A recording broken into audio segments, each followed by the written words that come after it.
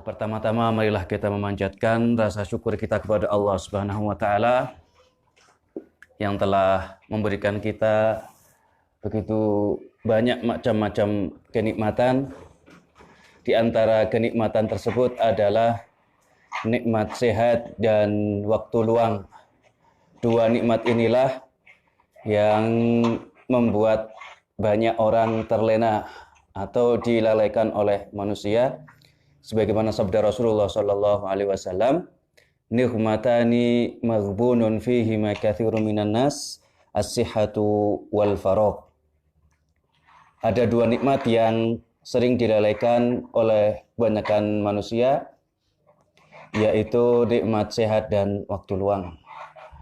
Oleh karena itu, marilah kita sekali lagi bersyukur kepada Allah Subhanahu wa taala atas limpahan nikmat-nikmat yang diberikan kepada kita, termasuk nikmat sehat dan waktu luang ini, sehingga di pagi hari ini, di tengah wabah yang melanda dunia ini, kita bisa bersilaturahmi, baik itu yang offline, bisa bertatap muka langsung, maupun melalui sarana daring, melalui Zoom meeting ini. Alhamdulillah, Allah Subhanahu wa taala tetap memberikan kepada kita taufik sehingga kita tetap bisa berjumpa, tetap bisa menyambung tali silaturahmi. Dan sekali lagi, ini adalah nikmat yang harus kita syukuri. Mudah-mudahan dengan syukuri nikmat-nikmat ini, Allah Subhanahu wa taala akan menambahkan kepada kita nikmat-nikmat yang lain. Salawat dan salam marilah kita haturkan kepada Nabiullah Muhammad sallallahu alaihi wasallam yang telah meninggalkan untuk kita satu tuntunan, satu ajaran yang bisa mengantarkan kita menjadi manusia-manusia yang berbahagia, manusia-manusia yang berguna, manusia-manusia yang memiliki identitas diri, sehingga kelak oleh Allah Subhanahu wa taala diberi kebahagiaan hakiki baik di dunia maupun di akhirat kelak. Salawat dan salam semoga tetap tercurahkan juga kepada para sahabat, sebelumnya juga kepada keluarga beliau, dan kepada siapa saja yang menapaktilasi jejak-jejak beliau sampai hari kiamat kelak. Alhamdulillah, pada pagi hari ini atas inisiasi dari Ikatan Rahis Kampus 5 yang tergabung dalam keluarga besar mahasiswa Poltekkes Kemenkes Semarang, Prodi Kebidanan dan Keperawatan Magelang. Alhamdulillah, acara tausiah ini bisa terselenggara. Oleh karena itu, saya ingin mengucapkan kepada keluarga besar Poltekkes Kemenkes Semarang Kampus Magelang atas terselenggaranya acara tausiah ini, kemudian terkhusus pada keluarga besar Rohis yang bersangkutan. Tak lupa pula kami ucapkan terima kasih kepada pihak-pihak terkait, termasuk Bapak dosen, Ibu dosen yang mengizinkan terselenggaranya acara ini.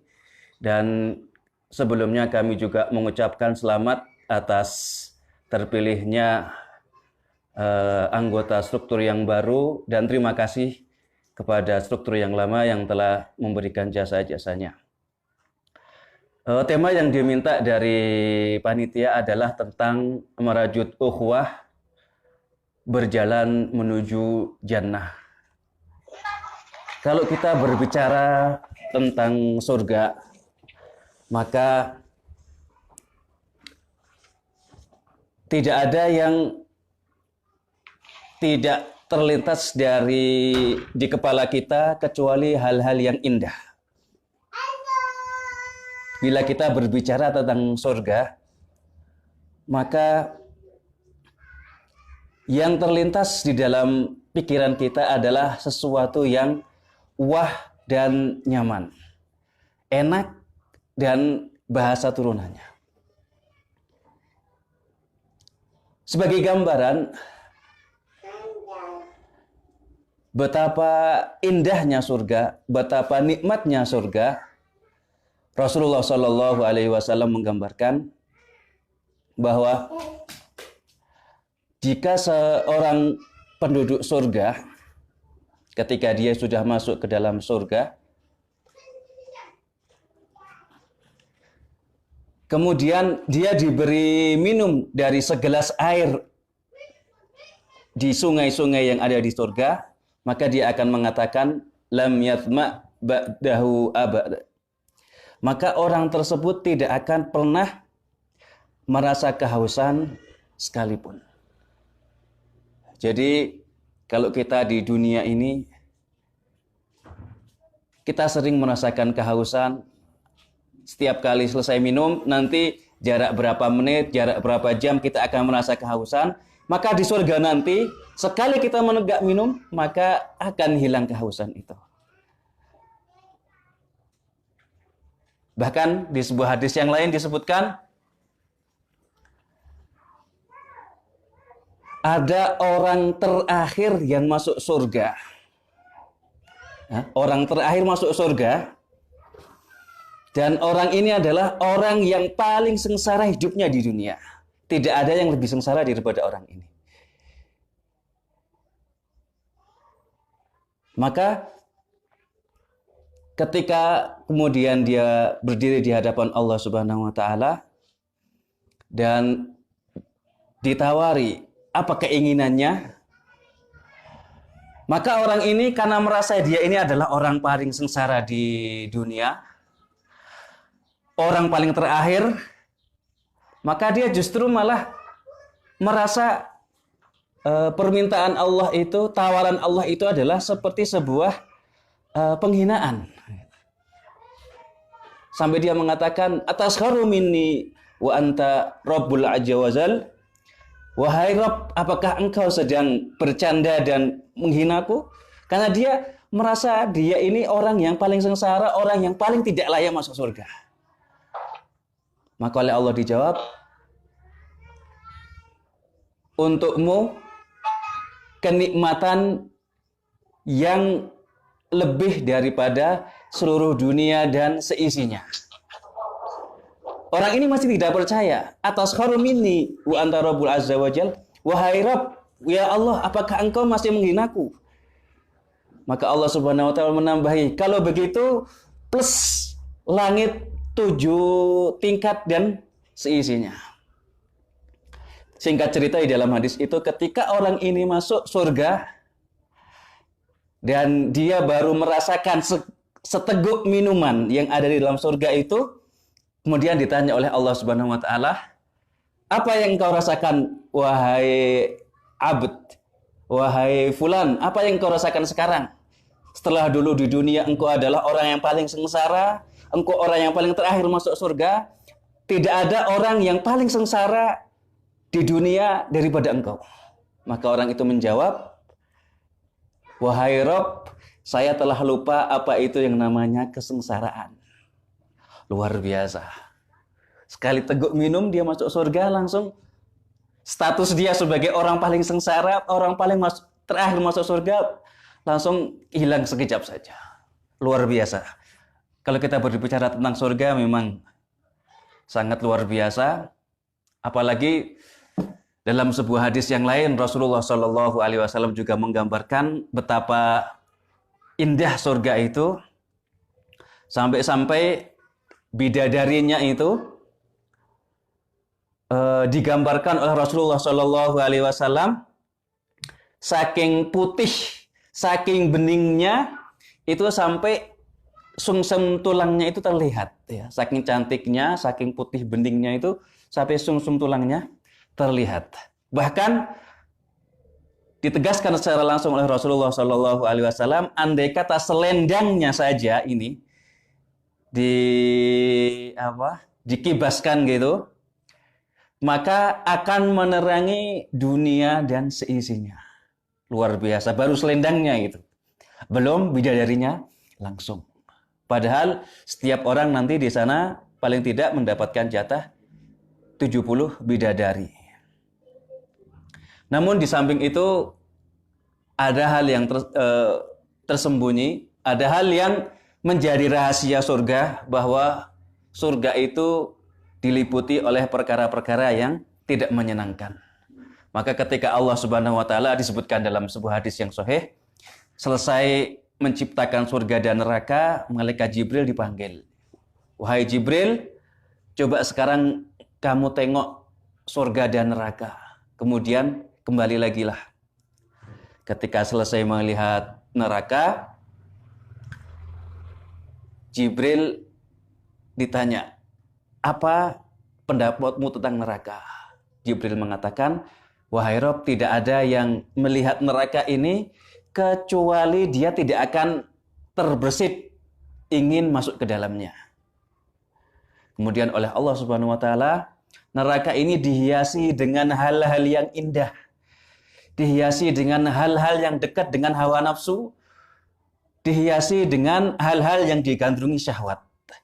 Maka Jibril pun diminta untuk melihat neraka lagi, kemudian setelah selesai melihat ditanya oleh Allah Subhanahu wa taala, jawabnya Jibril, wahai Rabb, tidak ada orang melainkan dia pasti akan masuk ke dalam neraka. Kemudian Jibril juga diminta menengok surga. Selesai melihat surga, Jibril ditanya dan menjawab, wahai Allah, tidak ada orang yang melihatnya kecuali dia pasti berusaha sekuat mungkin untuk masuk ke dalam surga. Lalu surga diliputi dengan perkara-perkara hal-hal yang tidak diingini oleh manusia, yang bertolak belakang dengan syahwat, yang tidak digandrungi oleh nafsu. Lantas Jibril pun diminta kembali untuk melihat. Dan jawab Jibril selesai melihat ketika ditanya, wahai Allah, saya khawatir tidak ada seorang pun yang ingin masuk ke dalam surga. Maka sekali lagi, surga adalah tempat yang pasti akan dituju di antara kita, dan kita berdoa kepada Allah Subhanahu wa taala agar Allah Subhanahu wa taala memasukkan kita ke dalam surga.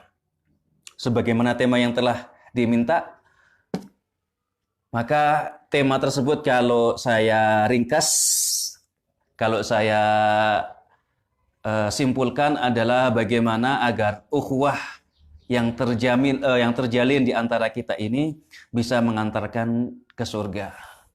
Maka salah satu amalan yang akan bisa mengantarkan kita ke dalam surga adalah kita merajut ukhuwah di antara sesama kita dengan ukhuwah yang sebenar-benarnya, bukannya sekedar ukhuwah. Rasulullah Shallallahu Alaihi Wasallam menyebutkan di dalam sebuah hadis yang diriwayatkan oleh Imam Muslim, beliau bersabda, al-mutahabbuna fi jalali lahum manabira min nurin yaghbituhum an-nabiyuna wasyuhada. Orang-orang yang mencintai karena Allah dalam ikatan ukhuwah, maka bagi mereka adalah mimbar-mimbar dari cahaya. Derajat ini adalah derajat yang diinginkan oleh para nabi dan para syuhada. Jadi luar biasa ikatan ukhuwah kalau kita bisa menjalin dengan sebenar-benarnya, menjalin ukhuwah sebagaimana semestinya yang dituntunkan oleh agama Islam ini, maka balasannya di akhirat kelak adalah mimbar-mimbar dari cahaya. Mimbar-mimbar yang diinginkan oleh para nabi dan para syuhada. Jadi bukan sembarang derajat, bukan sembarang tempat kedudukan di akhirat kelak. Sampai nabi, sampai para syuhada saja menginginkan tempat tersebut. Jadi ini adalah tempat yang sangat luar biasa. Namun untuk lebih memperdalam bagaimana kita bisa mengkondisikan diri kita agar bisa menggapai mimbar-mimbar cahaya tersebut, maka kita harus memperdalam terlebih dahulu makna ukhuwah seperti apa, kemudian aneka macam ukhuwah seperti apa, dan seterusnya. Makna ukhuwah agar kita bisa lebih bersemangat atau lebih bisa mengaktualisasi diri dalam merajut ukhuwah ini, maka kita perlu mengetahui makna ukhuwah terlebih dahulu. Ukhuwah dalam bahasa aslinya, bahasa Arab, itu dipakai untuk membahasakan atau mengibaratkan sebuah hubungan keterikatan antara satu orang dengan orang lain dari segi nasab, ya, atau dari segi persusuan. Kemudian bahasa ini dipinjam untuk hubungan-hubungan, untuk keikutsertaan yang lain, baik itu dari segi muamalah, baik itu dari segi suku, baik itu dari segi hobi, kecenderungan, dan yang lainnya. Maka kalau kita berbicara ukhuwah, itu bahasa aslinya itu hanya untuk ukhuwah di dalam saudara kandung, saudara seayah, saudara seibu, atau saudara sepersusuan. Namun makna ini kemudian diperluas menjadi persaudaraan satu suku, satu bangsa, satu negara, satu hobi, satu sekolah, satu kampus, dan seterusnya. Kemudian di dalam Al-Quran banyak sekali disebut kata-kata yang menjadi derivatif dari kata ukhuwah ini, yaitu kata akhun. Disebutkan dalam Kamus Lisanul Arab atau ahli bahasa Arab mengatakan yusamma akhun akhon li'anna qasdahu qasdu akhihi. Seorang saudara, atau dalam bahasa Arab al-akh, kata turunan dari ukhuwah, disebut sebagai akh atau saudara karena saudara itu adalah kebutuhannya, keinginannya sama dengan saudaranya yang lain.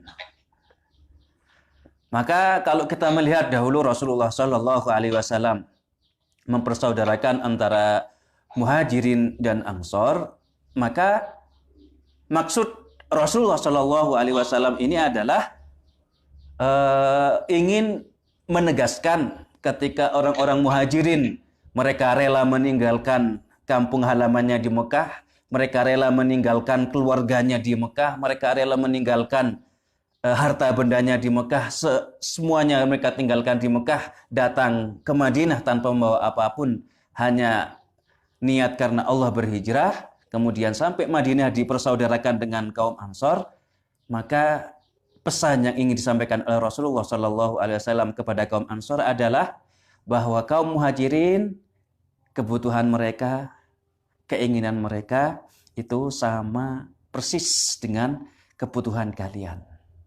Maka kita lihat efeknya luar biasa. Kaum Ansor sampai-sampai mereka menganggap Muhajirin ini seperti saudara mereka sendiri, bahkan mengalahkan sampai saudara kandungnya.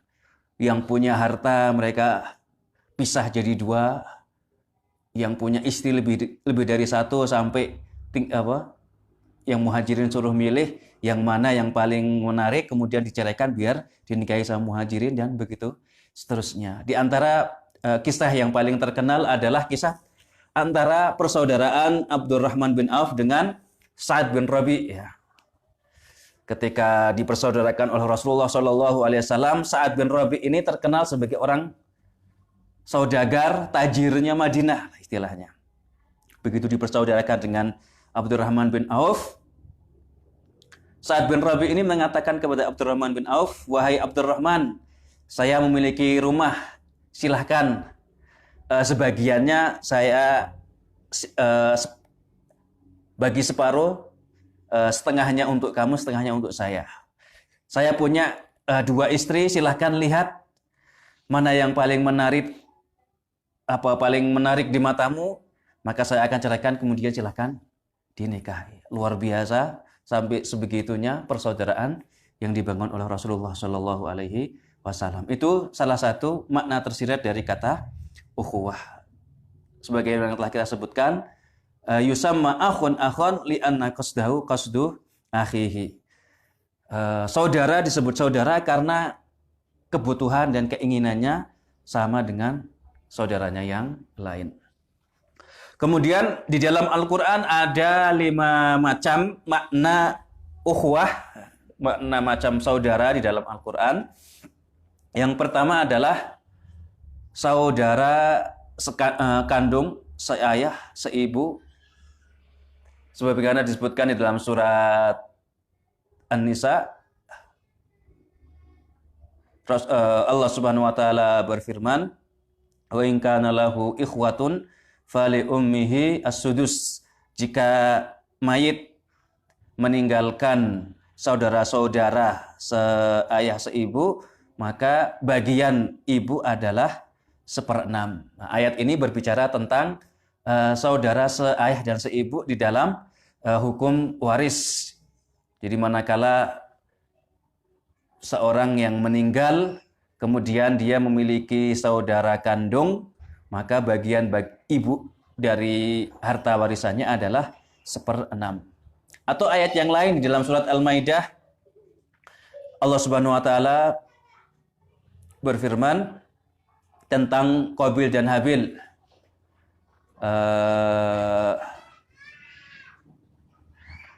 Allah Subhanahu wa taala berfirman qatla akhihi. Ya, jadi sampai-sampai ketika terjadi perselisihan antara Qabil dan Habil, Allah Subhanahu wa taala membahasakan dengan qatla akhihi. Si Qabil ingin membunuh saudaranya. Saudara di sini maksudnya adalah saudara seibu dan searah atau saudara kandung. Ini makna yang pertama. Makna yang kedua adalah makna saudara sesuku. Sebagaimana yang disebutkan di dalam Al-Quran di beberapa tempat ketika Allah mengisahkan tentang nabi-nabi yang diutus sebelum Nabi Muhammad Shallallahu Alaihi Wasallam. Contohnya kepada kaum Ad, wa ila Adin akhahum Huda, dan kepada Ad kami utus saudara mereka Hud. Saudara di sini maksudnya adalah saudara sesuku. Atau ayat-ayat yang lain, wa ila Madyana akhahum Syu'aiba. Kepada penduduk Madian kami utus saudara mereka Syu'aib. Di sini sekali lagi saudara yang dimaksud adalah saudara sesuku, bukan seperti makna yang pertama. Jadi makna saudara sesuku. Atau makna yang ketiga adalah makna seiman. Saudara seagama atau saudara seiman. Di dalam surat Al-Hujurat Allah Subhanahu wa taala berfirman, "Innamal mu'minuna ikhwah." Sungguhnya orang-orang yang beriman itu bersaudara. Ya, bersaudara di sini yang dimaksud bukan saudara sekandung, bukan saudara sesuku, namun saudara seagama atau seiman. Kemudian makna yang selanjutnya adalah makna saudara di dalam kasih sayang, ya. Allah Subhanahu wa taala berfirman, "Rabbana la taj'al fi qulubina ghillan lil ladzina amanu waghfir lana rabbana innaka ra'ufur rahim," dan seterusnya. Allah Subhanahu wa taala ketika berfirman tentang ayat yang tergabung dalam firman tersebut, Allah Subhanahu wa taala berfirman, "Wa naza'na ma fi sudurihim min ghillin ikhwana." Di dalam surat Al-Hijr Allah Subhanahu wa taala berfirman, dan kami cabut dari hati mereka perasaan hasad atau perasaan tidak suka terhadap saudara-saudara mereka. Saudara di sini maksudnya adalah saudara yang tergabung dalam kasih sayang atau kecintaan, dan yang terakhir adalah saudara yang bermakna teman. di dalam salah satu firman Allah ketika Allah mengisahkan tentang kisah Nabi Dawud bersama salah satu rakyatnya ya, yang berselisih tentang 99 kambing dan satu kambing. Allah Subhanahu wa taala berfirman, "Inna hadza akhi lahu tis'un wa tis'una na'jah." Ini adalah saudaraku, dia memiliki 99 kambing, waliyana jatun wahidah, dan aku memiliki satu kambing, tsumma faghalabani fil khisam, dan dia mengalahkan. Jadi saudara yang dimaksud di dalam ayat ini bukan saudara sekandung, bukan saudara sesuku, bukan saudara seagama, bukan saudara sekasih sayang, namun yang dimaksud adalah teman, ya, saudara sepermainan atau saudara yang berarti teman. Ikhwah fiddin rahimani wa rahimakumullah, para hadirin baik yang ada di Indonesia, yang ada di tempat ataupun ada di dunia maya, alhamdulillah kita telah mengetahui makna ukhuwah, kemudian kita mengetahui makna-makna yang tercantum di dalam Al-Quran, sehingga apabila kita suatu saat menelaah Al-Quran kemudian menemukan makna atau kata-kata saudara atau al-akh dalam bahasa Arabnya, jadi kita bisa mengetahui bahwa di dalam Al-Quran makna ukhuwah atau makna al-akh yang menjadi kata turunan ukhuwah ini ada 5 macam, sehingga kita bisa menempatkan, bisa memahami sebagaimana yang dimaksud, tidak asal menerapkannya. Kemudian selanjutnya kita akan mencoba untuk berbicara tentang urgensi dari ukhuwah di dalam agama Islam. Ya. Kalau kita berbicara tentang urgensi ukhuwah di dalam agama Islam, tadi di awal kita sudah singgung salah satu contoh ukhuwah yang dibangun oleh Rasulullah SAW, maka salah satu bentuk urgensi ukhuwah adalah untuk membangun hubungan sosial yang kokoh di antara sesama kita. Rasulullah SAW, beliau bersabda di dalam hadis yang diriwayatkan oleh Imam Bukhari, "Al-mu'minu lil mu'mini kal bunyani yashuddu ba'dhuhu ba'dha." Bahwa orang mukmin satu dengan yang lainnya itu seperti bangunan yang saling menguatkan, ya, saling menguatkan, sehingga kalau hubungan antara satu muslim dengan muslim yang lain, satu mukmin dengan mukmin yang lain, itu seperti sebuah bangunan yang saling menguatkan, maka jalinan tatanan sosial di masyarakat tentu sangat luar biasa. Kita bisa melihat contoh yang konkret di kehidupan masyarakat muslim di zaman sahabat umpamanya. Begitu ada yang sakit, langsung ya tetangganya atau saudara yang lain langsung bisa memberikan bantuan. Atau kita melihat di zaman sekarang saja, ya, kita sudah mulai bisa melihat bagaimana kepedulian saudara-saudara kita bila di suatu tempat terjadi sebuah bencana, musibah, baik itu tanah longsor, baik itu kebanjiran, baik itu gunung meletus dan sebagainya. Kita bisa melihat bagaimana orang yang memiliki ukhuwah di dalam hidup mereka, bagaimana kita melihat orang-orang yang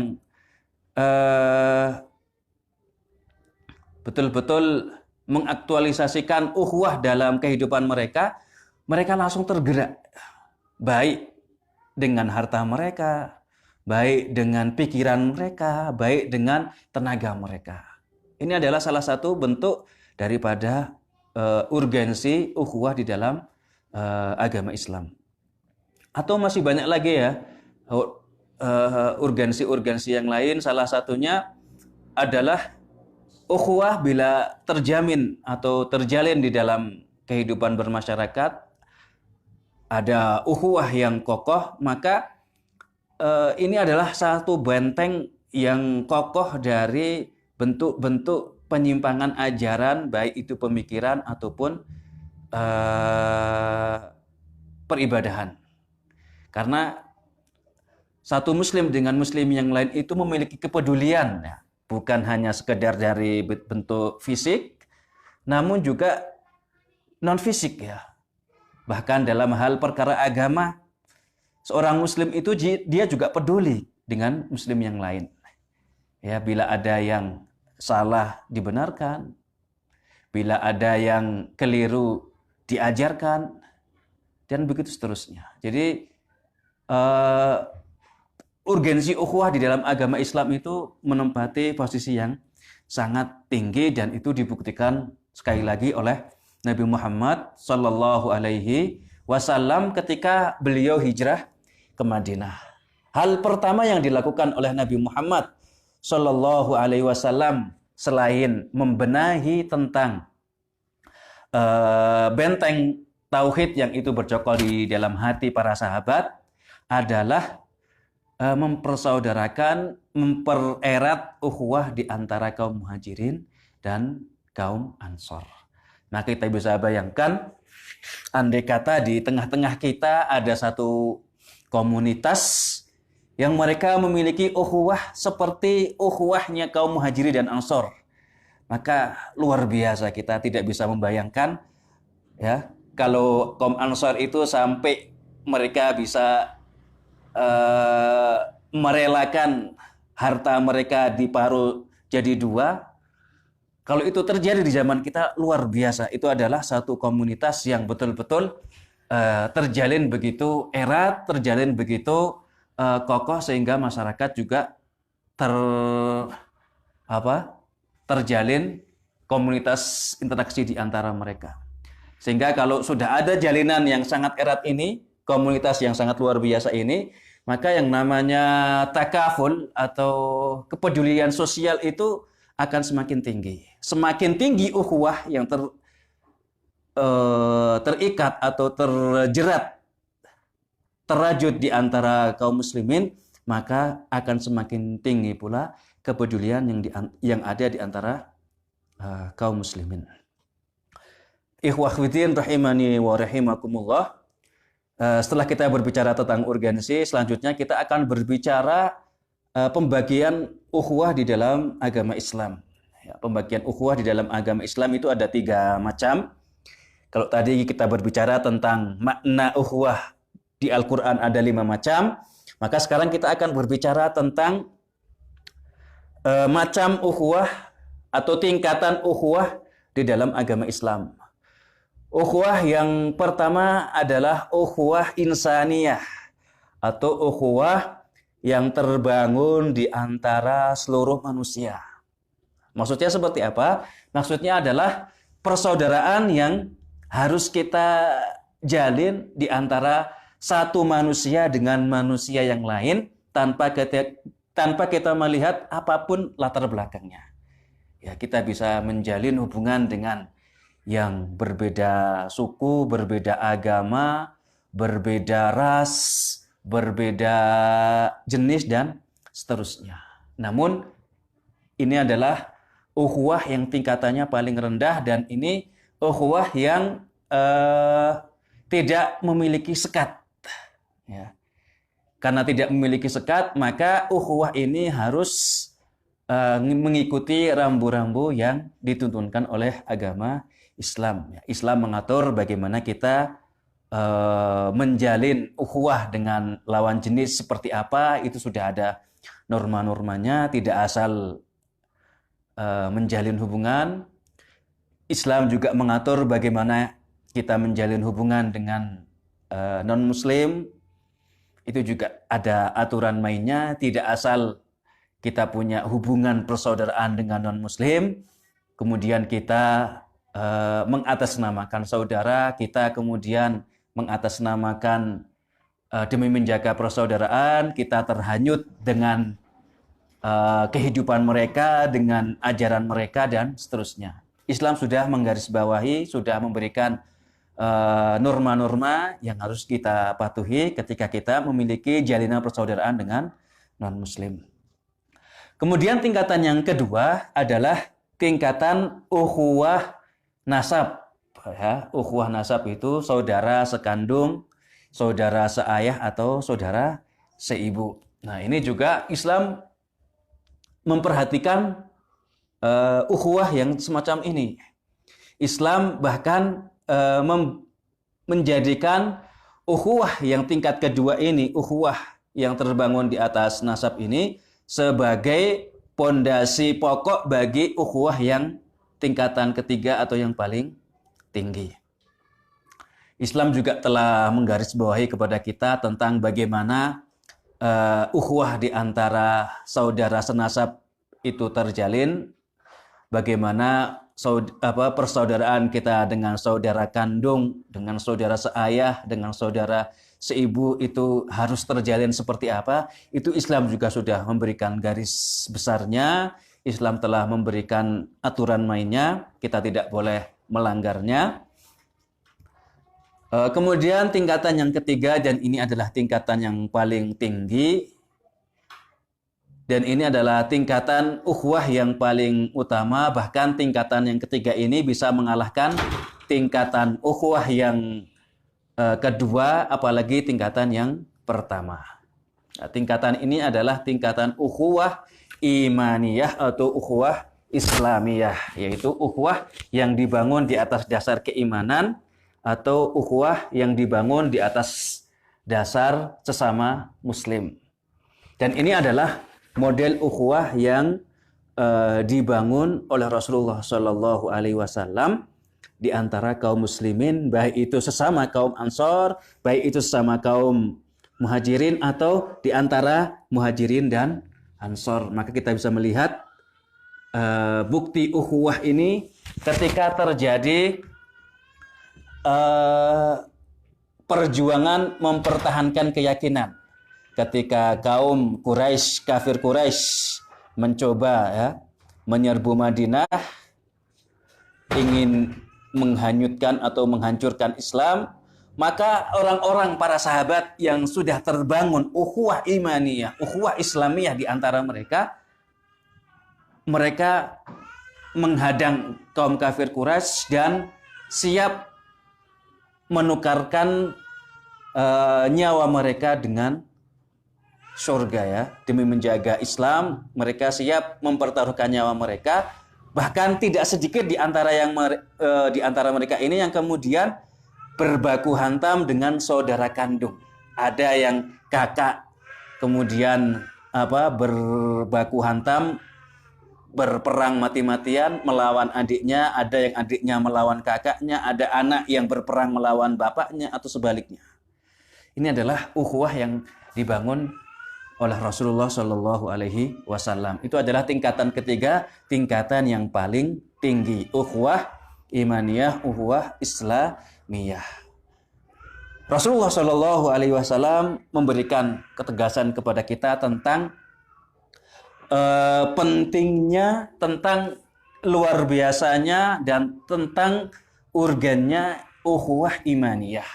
Ada banyak hadis yang berbicara tentang makna ukhuwah imaniyah ini. Salah satunya adalah hadis tentang 7 golongan yang akan dinaungi oleh Allah Subhanahu wa taala pada hari di mana tidak ada naungan. Sab'atun yudhilluhumullah yauma la dhilla illa dhilluh.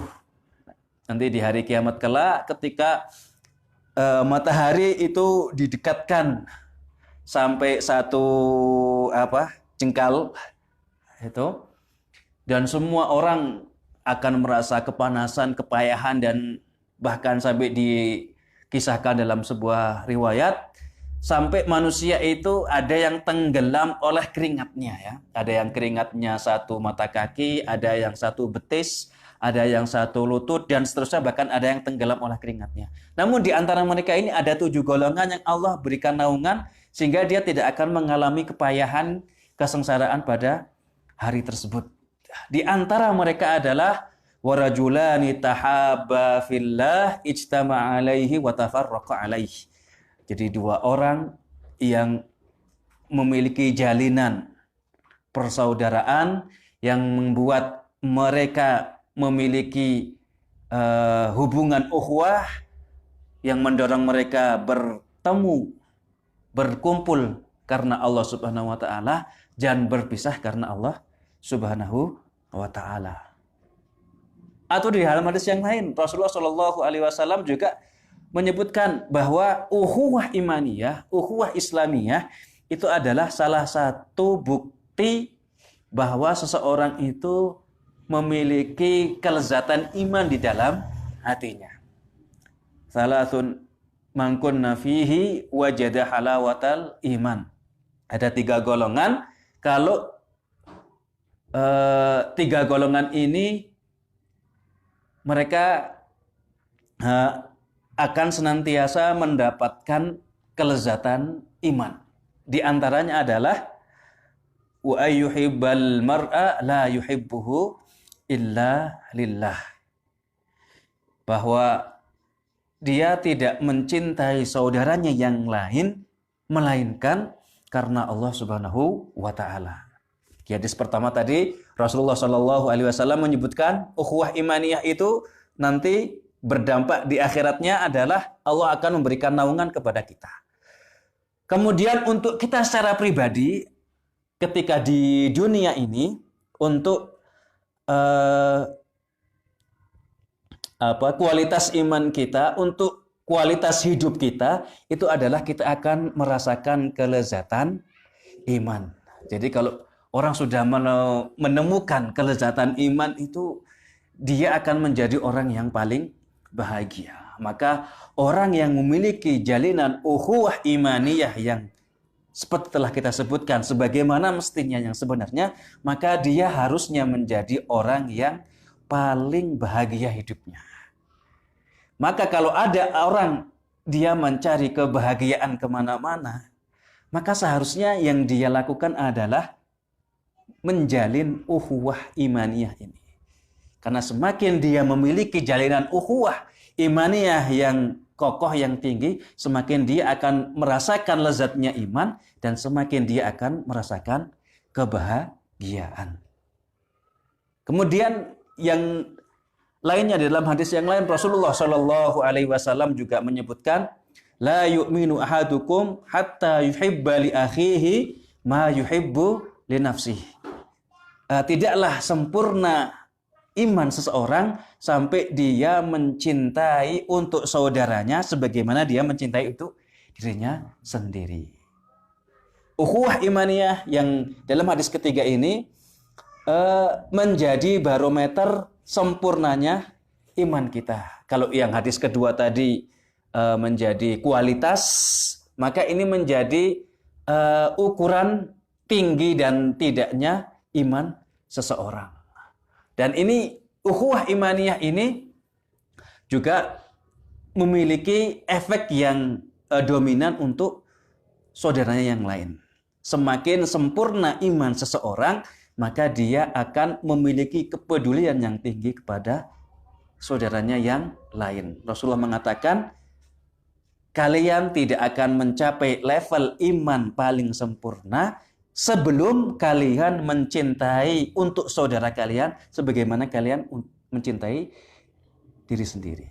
Kalau kita mencintai untuk diri kita sendiri hal-hal yang baik, maka seperti itu pula kita inginkan untuk saudara kita. Kalau kita ingin kita ini dihormati, maka seperti itu pula lah kita inginkan untuk saudara kita yang lain. Kalau kita ingin memiliki kehidupan yang tenang, layak, nyaman, maka seperti itu pula lah yang kita inginkan untuk saudara yang lain. Dan seterusnya seperti itu. Kalau itu sudah ada di dalam diri kita, maka berarti kita memiliki keimanan yang sempurna dan otomatis semakin tinggi atau semakin sempurna iman seseorang, maka dia akan semakin lebih mencintai saudaranya sebagaimana dia mencintai dirinya sendiri. Jadi urgensi ukhuwah imaniyah yang dibangun oleh Rasulullah Shallallahu Alaihi Wasallam itu mencakup untuk pribadi di dunia maupun pribadi di akhirat dan berefek domino untuk saudara-saudara kita yang lain yang tergabung atau terjalin di dalam ukhuwah imaniyah. Ikhwah fiddin rahimani wa rahimakumullah. Kita tadi sudah berbicara tentang makna ukhuwah.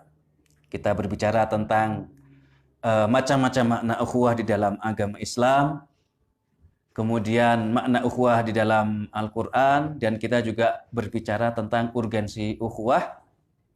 Maka poin paling krusial, poin paling utama dari tausiah kita pada pagi hari ini adalah bagaimana tips, kiat, cara menjadikan ukhuwah yang terjalin di antara kita ini betul-betul bisa menjalin atau mengantarkan kita ke surga. Itu adalah topik utamanya ya. Paling tidak ada 11 poin yang bisa mengantarkan ukhuwah kita atau bisa menjadikan ukhuwah kita menjadi penghantar ke surga.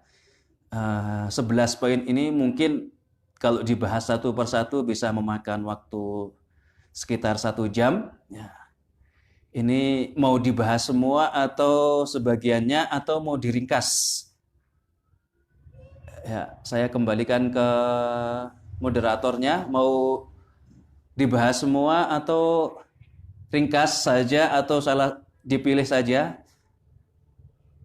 Secara garis besar saja, Ustaz. Ya, secara garis besar ya. Untuk menjadikan ukhuwah kita yang terjalin di antara sesama kita bisa betul-betul menghantarkan ke dalam surga. Yang pertama adalah kita harus menunaikan hak-hak yang telah digariskan oleh Rasulullah Shallallahu Alaihi Wasallam, hak-hak Muslim yang ada di antara kita. Rasulullah Shallallahu Alaihi Wasallam beliau bersabda, hakul muslimi alal muslimi situn. Hak Muslim atas saudaranya Muslim yang lain itu ada 6 ya. Ada 6. Yang pertama, idza laqiyahu fasallim alaihi. Bila bertemu maka ucapkanlah salam. Itu hak yang pertama ya. Dan hak ini hampir-hampir punah dari kita sekarang ya.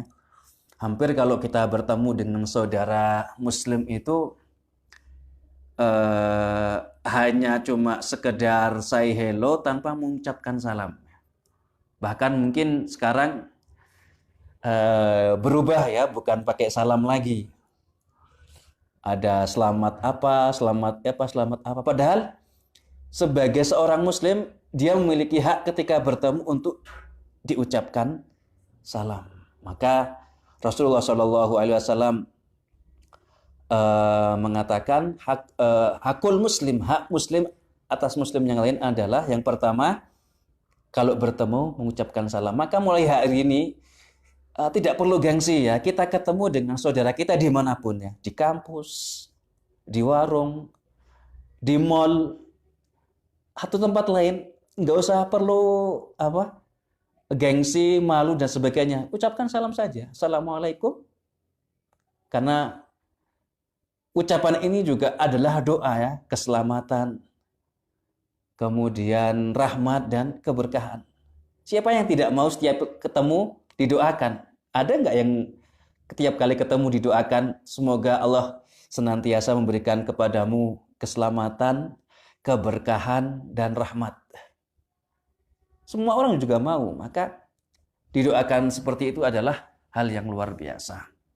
Bagi yang mengucapkan itu hukumnya sunnah, kemudian yang menjawab itu hukumnya wajib. Kalau ada yang mengucapkan salam kepada kita, maka kita wajib mengucapkan balasannya. Kita wajib menjawab salam tersebut.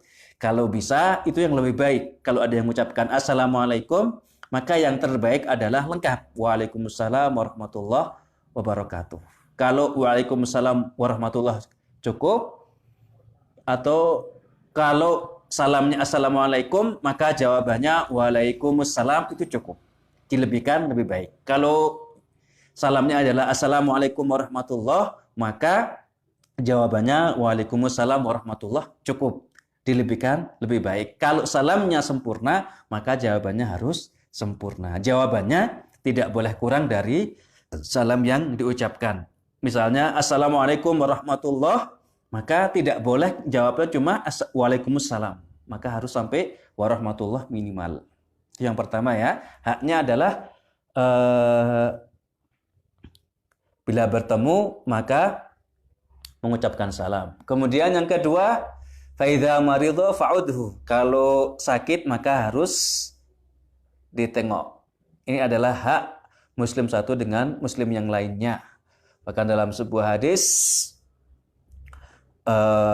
dalam hadis qudsi Rasulullah SAW meriwayatkan sebuah hadis dari firman Allah Subhanahu wa taala bahwa seorang hamba itu tidak atau bakhil kepada Allah Subhanahu wa taala manakala ada saudara muslim yang lain sakit, dia tidak mau menengok. Maka sekali lagi, hak yang kedua adalah bila sakit maka harus dijenguk. Kemudian yang ketiga, fa idza da'aka fa'ajibhu. Kalau diberi undangan, diundang untuk menghadiri momen-momen tertentu, maka datanglah, penuhilah undangan tersebut ya. Baik itu undangan pernikahan, undangan walimah apapun ya, atau undangan apapun jenisnya, bisa undangan makan, undangan rapat, undangan reunian dan seterusnya. Maka sebagai seorang muslim yang mengundang itu punya hak untuk dijawab undangannya, dipenuhi undangannya. Kemudian yang keempat, faidza istonsaka fansoh lahu. Kalau dia meminta nasihat, meminta saran, maka berilah nasihat atau minta saran. Jadi kalau ada saudara kita sedang dirundung kegelisahan, kebingungan, dia butuh solusi, butuh masukan, butuh apapun, dan dia minta kepada kita, maka kita harus memenuhinya. Itu adalah hak dia ya, yang harus kita penuhi. Jangan datang ngerasa kita bikin repot, bikin ganggu dan seterusnya. Tidak ya, karena itu adalah hak saudara kita. Kita harus memenuhinya. Dia butuh masukan, ya, apa yang bisa kita berikan, berikan. Walaupun kadang orang itu dia cuma butuh curhat ya, dia cuma sekedar butuh ingin ada yang mendengarkan. Jadi kadang dia tidak ingin solusinya, tidak ingin masukannya, namun yang dia inginkan adalah dia ingin sekedar mengeluarkan unek-uneknya. Maka sekali lagi, kalau ada saudara kita yang meminta kita untuk memberi nasihat atau saran, maka hak dia adalah bahwa kita harus memberikan nasihat. Kemudian yang kelima, faidza mata fattabi'hu. Kalau dia meninggal, maka jenazahnya harus kita iringkan. Jadi itu yang pertama ya, tentang bagaimana kita memaksimalkan potensi ukhuwah yang terjalin di antara kita, betul-betul bisa menghantarkan kita ke surga. Yang pertama adalah kita harus menunaikan hak-hak saudara kita ya, sebagaimana mestinya. Kemudian yang kedua adalah kita tidak menyakiti saudara sesama kita ya, saudara, terutama saudara yang terjalin dalam ukhuwah imaniyah. Rasulullah Shallallahu Alaihi Wasallam beliau mengatakan al-muslimu akhul muslim. Seorang muslim itu adalah saudara muslim yang lain. La yadlimuhu. Dia tidak akan menyakitinya. Jadi sama muslim itu tidak saling mendolimi. Atau dalam sebuah hadis yang lain yang panjang, Rasulullah Shallallahu Alaihi Wasallam beliau bersabda, la tahasadu, janganlah kalian saling berhasad di antara kalian. Hasad itu adalah kita menginginkan kebaikan yang dimiliki oleh orang lain itu hilang. Bukan sekedar iri. Kalau iri, ada tetangga atau saudara kita mendapatkan kenikmatan atau kebaikan, kita iri ingin mendapatkannya. Tapi kalau hasad, itu kita ingin kebaikan atau nikmat yang diperoleh oleh saudara kita ini hilang. Maka Rasulullah SAW tidak boleh, Rasulullah SAW menyebutkan kita tidak boleh saling hasad, ya. Kita tidak boleh mengharapkan kejelekan menimpa saudara kita, itu namanya hasad. Tidak boleh hasad. Kemudian wala tanajashu, dan janganlah kalian berjual beli secara najis. Jual beli secara najis itu kalau gambarannya ada orang yang memang dia ini tugasnya menjadi buzzer pembeli. Jadi kalau ada orang mau beli, umpamanya nawar harga barang, umpamanya 10.000, ditawar oleh pembeli 8.000, nah, nanti orang buzzer pembeli ini nawar, udah saya beli 8.500 atau saya beli 9.000. Dia ini tidak beli, cuma dia ini adalah orang suruhan pembeli untuk menaikkan harga. Ini namanya harga jual beli secara najis. Rasulullah SAW melarang kita melakukan hal tersebut karena ini menyakiti saudara kita yang lain. Wala tabaghadhu. Rasulullah SAW juga menyebutkan, dan janganlah kalian saling membenci. Membenci juga tidak boleh, baik bentuknya apapun itu. Baik itu membenci dalam bentuk ucapan, dalam bentuk tindakan, atau dalam bentuk tulisan, semuanya dilarang oleh Rasulullah Shallallahu Alaihi Wasallam. Jadi intinya al-muslimu mir'atul muslim. Saudara muslim itu dengan muslim yang lain itu adalah cerminan. Yang namanya cermin itu ya sama persis. Kalau ada cermin kepala kita 10 cm kok terlihat di cermin 15 cm, maka cerminnya yang tidak beres, ya. Maka seperti itu pula kalau hubungan kita, perlakuan kita kepada saudara muslim yang lain kok tidak sebagaimana kita inginkan untuk diri kita, maka ada yang tidak beres kepada diri kita. Al-muslimu mir'atu muslimi. Jadi muslim itu adalah cerminan dari muslim yang lain. Jadi dia akan menjaga dari arah belakangnya, ya. Dan akan menyelamatkannya dari ketergelincirannya. Jadi kalau ada saudara muslim yang lain itu terjatuh dalam ketergelinciran, baik itu secara duniawi atau ukhrawi, baik itu dalam perkara harta, benda, bahkan perkara ibadah, maka muslim yang lain akan segera menyelamatkannya, akan segera mengentaskannya. Bahkan akan senantiasa mengawasi dari arah belakangnya. Mengawasi di sini bukan berarti kemudian mencari-cari kesalahan, tapi sebagai bagian dari ukhuwah imaniyahnya. Kemudian yang ketiga, agar ukhuwah yang terjalin di antara kita ini bisa mengantarkan ke surga adalah ukhuwah yang bisa menyebabkan kita menjadi faktor bagi kita untuk saling tolong-menolong di antara sesama kita. Rasulullah Shallallahu Alaihi Wasallam bersabda, unsur akhaka zaliman au mazluman. Tolonglah saudaramu baik dalam kondisi menzalimi atau dizalimi. Maka kita melalui sabda Rasulullah SAW ini mengetahui bahwa tolong-menolong itu adalah bagian dari bukti ukhuwah imaniyah yang akan mengantarkan kita ke dalam surga. Rasulullah memerintahkan kepada kita untuk menolong atau saling tolong-menolong dengan saudara kita. Ya. Baik saudara kita ini dalam kondisi sedang menzalimi atau sedang dizalimi. Kalau menolong orang yang dizalimi ini wajar. menolong orang yang sedang dalam pihak yang dizalimi ini suatu yang bagi kita normal ya, tidak perlu pertanyaan. Maka bagaimana caranya kita ini menolong saudara kita yang posisinya sedang menzalimi? Nah, pertanyaan ini pernah diutarakan para sahabat.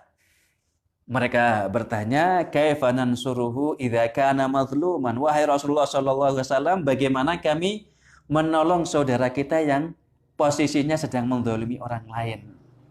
Maka Rasulullah menjawab, tahjizuhu minadz-zulmi, yaitu kamu menahannya atau menghalanginya dari perbuatan zalimnya. Maka itulah yang dimaksud dengan kadzalika nasruhu, itulah yang dimaksud dengan engkau sedang menolong. Maka tolong menolong di antara saudara muslim yang terbangun di atas ukhuwah imaniyah itu bisa dalam kondisi yang pihak terzalimi atau pihak yang menzalimi. Kalau pihak yang menzalimi kita mafhum lah bagaimana caranya. Namun kalau sebagai pihak yang menzalimi, maka yang harus kita lakukan adalah mencegahnya agar tidak berbuat zalim.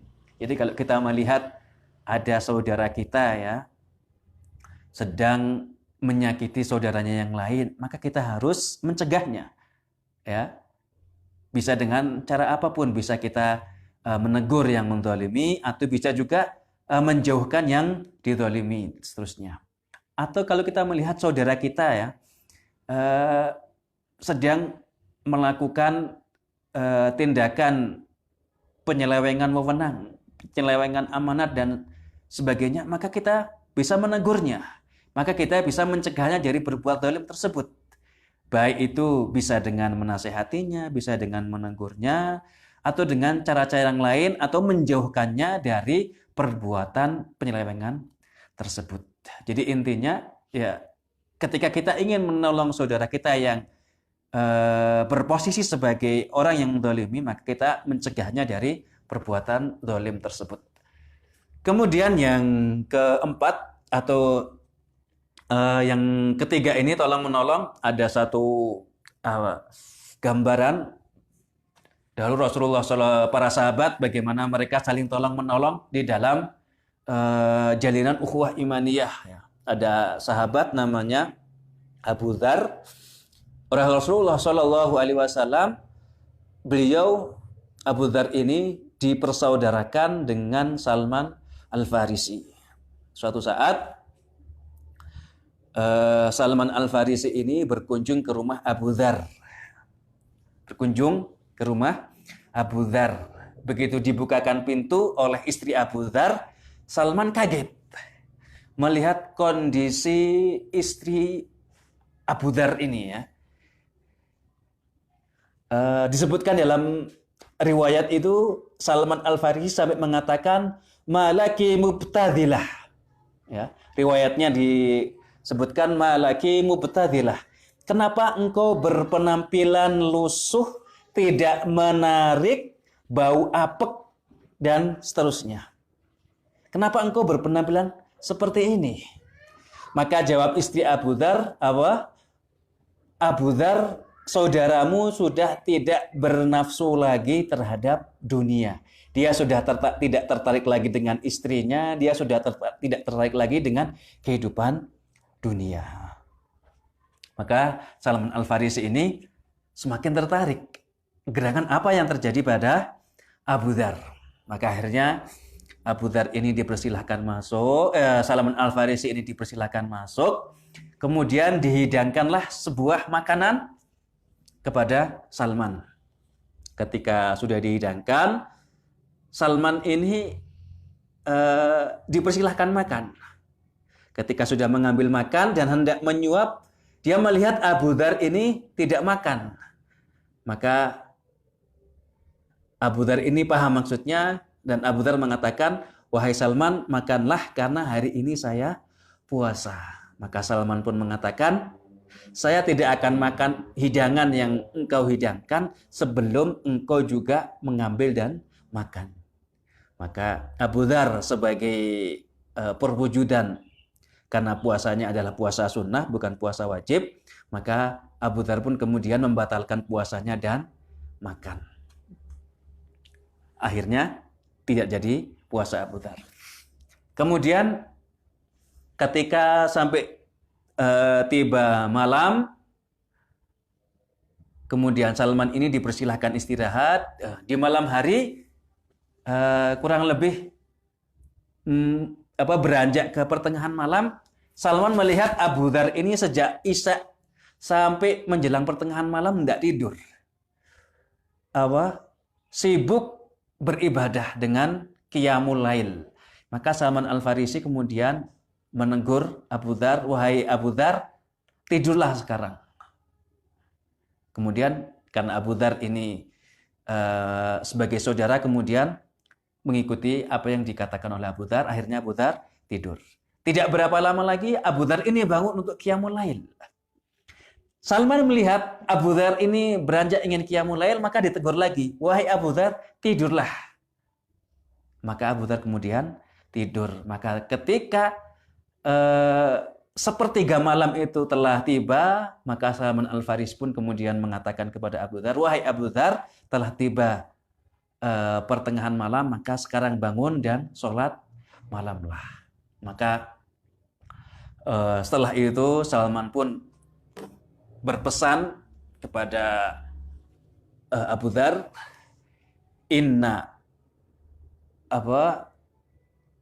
bahwa Allah Subhanahu wa taala, "Innallaha 'alaika haqqan wa inna li nafsika 'alaika haqqan wa inna li ahlika 'alaika haqqan." Bahwa sungguhnya inna lillahi 'alaika haqqan, bahwa Allah Subhanahu wa taala memiliki hak atasmu, dirimu memiliki hak atasmu, dan keluargamu juga memiliki hak atasmu. Fa'ati kulladzi haqqin haqqahu, maka berikanlah untuk semua yang memiliki hak ini hak-haknya.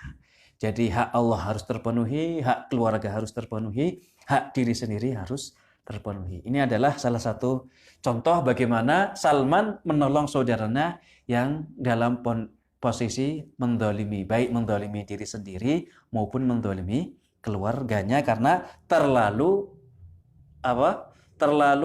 bersemangat di dalam beribadah kepada Allah Subhanahu wa taala sampai mengacuhkan istrinya, tidak sampai memperhatikan istrinya.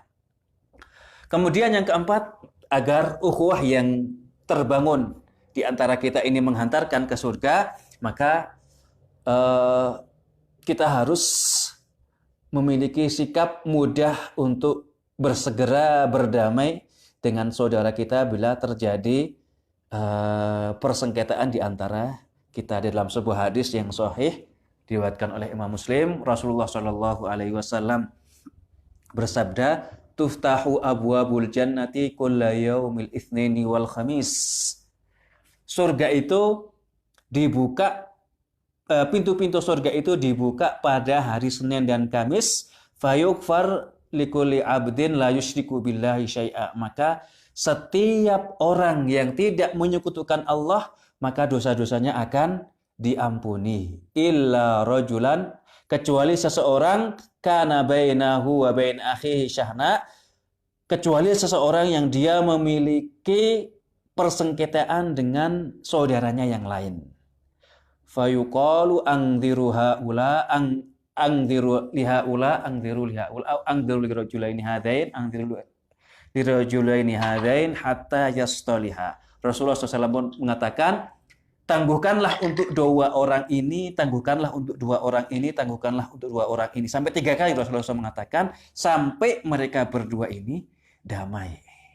Jadi luar biasa ya. Kalau kita memiliki persengketaan dengan saudara kita, itu membuat apa? Membuat kita dijauhkan dari pintu surga. Ya, pintu-pintu surga dibuka pada setiap hari Senin dan Kamis. Dan tidak akan dibuka untuk orang yang sedang memiliki persengketaan dengan saudaranya yang lain.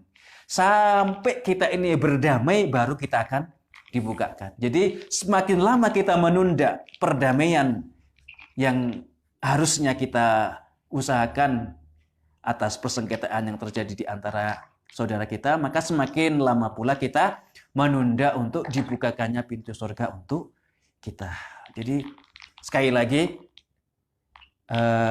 untuk mudah masuk ke surga, agar ukhuwah kita ini bisa mengantarkan kita ke surga, maka kita harus mulai detik ini untuk berusaha mendewasakan diri kita agar apapun yang terjadi di antara saudara kita dengan saudara kita, maka segera kita untuk melakukan perdamaian. Jangan sampai persengketaan itu berlarut-larut sehingga menjadi semakin besar, semakin susah, semakin kokoh, dan semakin membatu sehingga semakin susah untuk dijalikan jalan damainya, dan otomatis semakin jauh pula kita akan dibukakan pintu ke surga.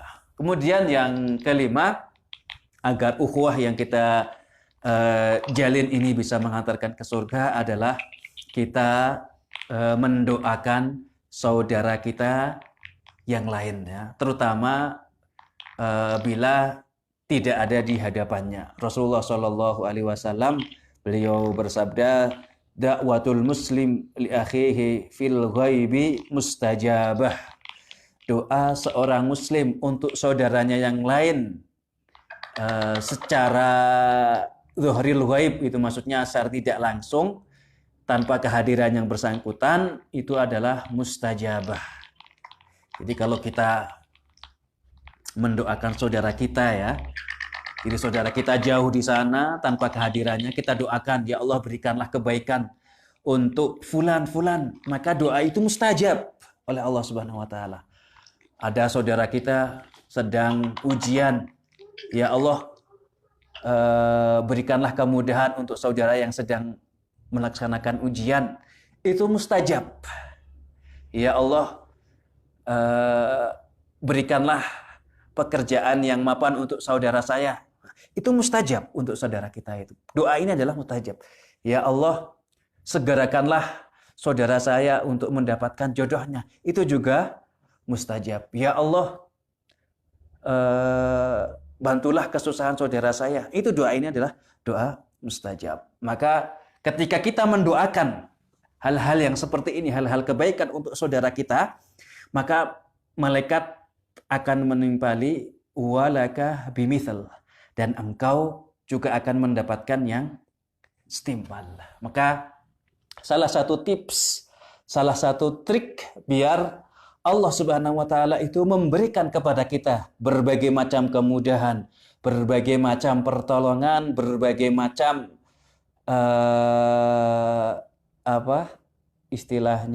kemudahan-kemudahan, baik itu berkaitan perkara duniawi dan ukhrawi, maka perbanyaklah kita berdoa.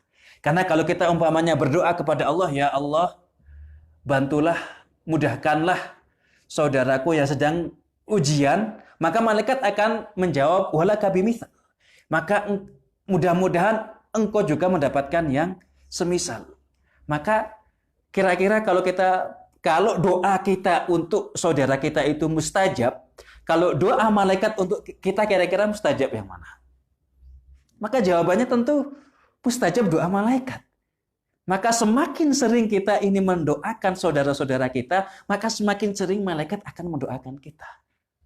Kalau doa kita ke saudara kita itu mustajab, tentu doa malaikat lebih mustajab. Semakin sering kita mendoakan ke malaikat, semakin kita sering mendoakan saudara-saudara kita muslim yang lain, maka semakin sering pula kita akan didoakan oleh malaikat. Maka seperti itu. Kalau kita ingin dimudahkan rezekinya, doakanlah saudara-saudara kita. Saudara sekantor, saudara sekampus, saudara se-RT, saudara dan seterusnya. Kita ingin mendapatkan pekerjaan yang sesuai harapan, doakan saudara-saudara kita, teman-teman kita satu alumni, teman-teman seprofesi dan sebagainya, doakan mereka.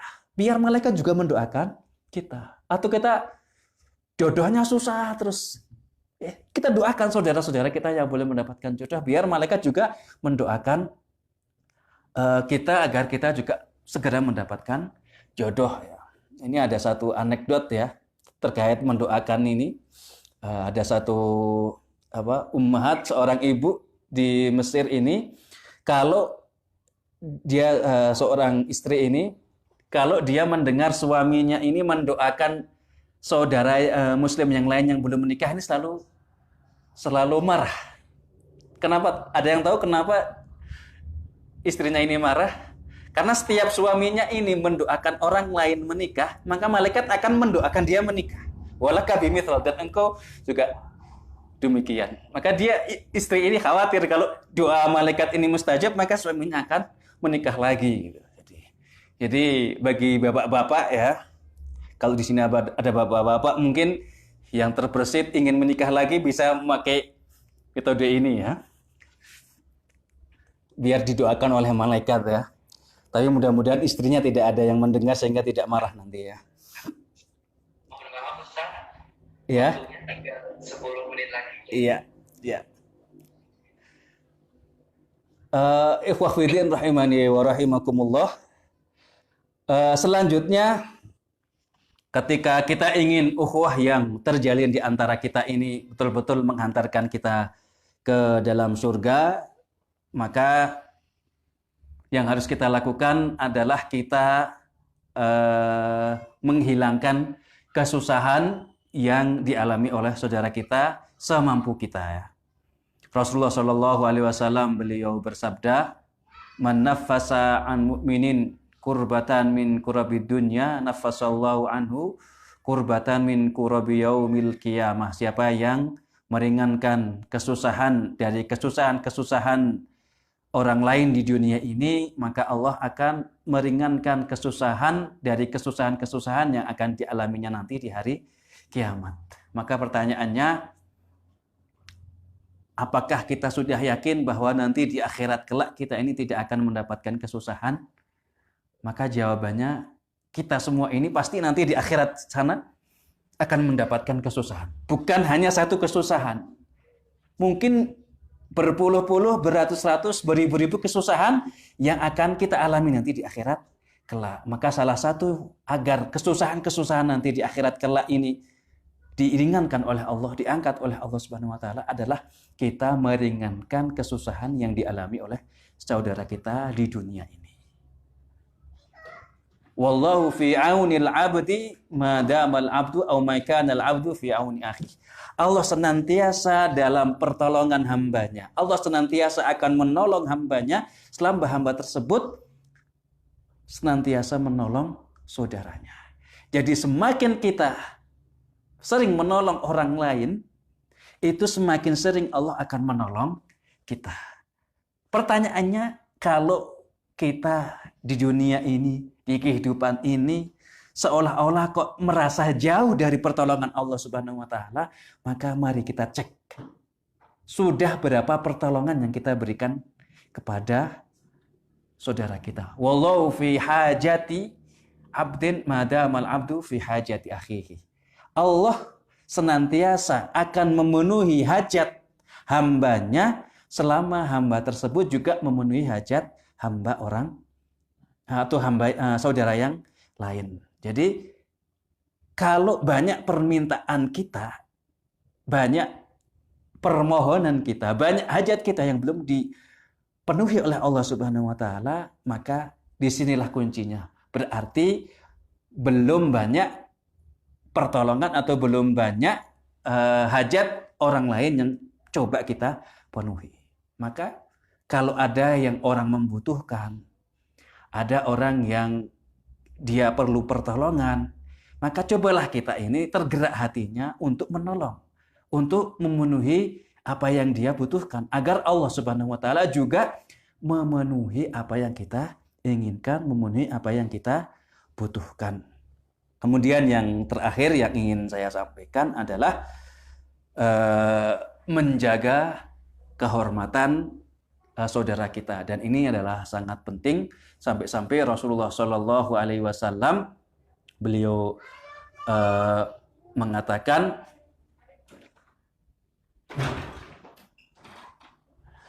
ikhwanukum khawalukum. Rasulullah Shallallahu